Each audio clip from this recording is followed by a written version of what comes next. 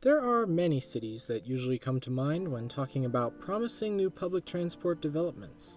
But today I'm going to cover one city that is often overlooked despite major successes in an ambitious master plan. Yes, that's right.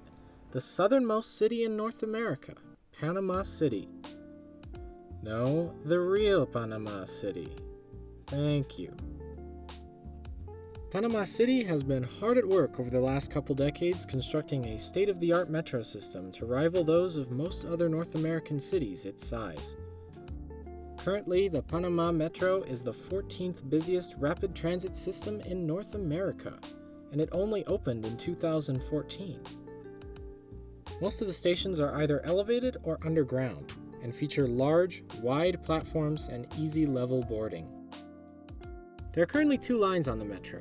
Line 1, which runs from San Isidro Station south to Albrook Mall, and Line 2, which runs west from Nuevo Tocumen and the airport to San Miguelito Station, where it meets with Line 1. There's also a third line under construction, a monorail that will connect Albrook Station to West Panama City across the Panama Canal. This line is expected to open by 2025.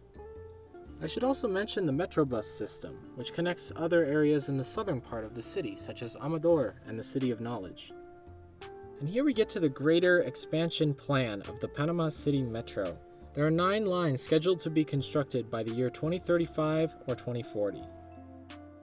Lines 1, 2, 4, and 5 will be heavy rail, lines 3 and 9 will be monorail, and lines 6, 7, and 8 will be trams. There's also a planned cable car that will traverse the hilly San Miguelito district. These lines will offer easy connection between Old Town and the modern districts, all the way up to the working class neighborhoods in the north. But the Metro has already had massive effects on the city, and even with just its current 2 lines, the Panama City Metro beats out dozens of other metro systems across North America that have more lines. Why?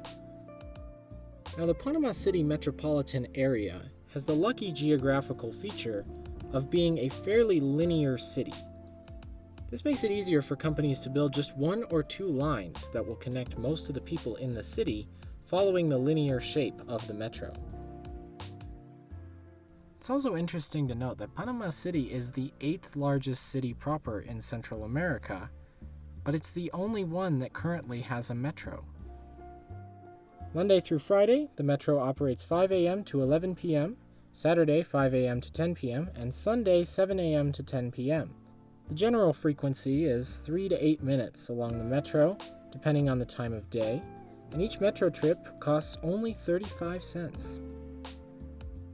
And it was about $1.85 billion to construct the first 2 lines of the Panama Metro. Sounds like a lot, until you read that the state of Colorado has a $1.5 billion annual budget just for road maintenance and construction. That means it only costs $300 million more than it does for Colorado to maintain its roads for 1 year. Residents say Jefferson County and the state refused to take responsibility for dangerous potholes up in Evergreen. CDOT ultimately made those repairs, but tonight we're learning those potholes have returned. Fox 31's Evan Krugel is in Evergreen tonight.